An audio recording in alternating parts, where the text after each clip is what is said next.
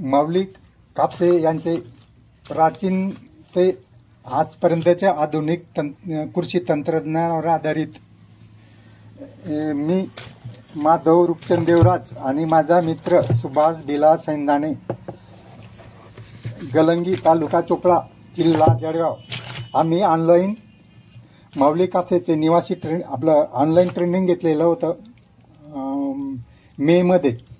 तर आम्ही केळी, मी 4 एकर आणि माझे मित्र सुभाष बिला सैंदाणे 2 एकर अशी केळी लागवड करणार आहे. तर पूर्ण माऊली कापसे यांच्या तंत्रज्ञानानुसार हे कुणबदल तयार केलेले आहे.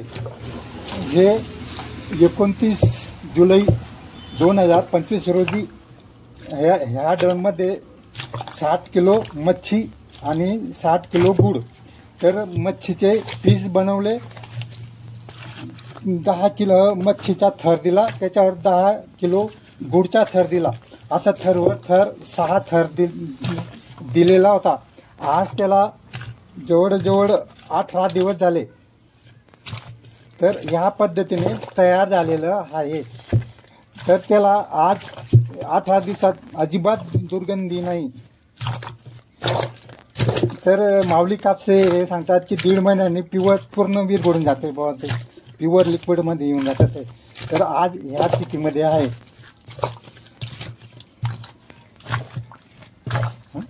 हे 60 किलो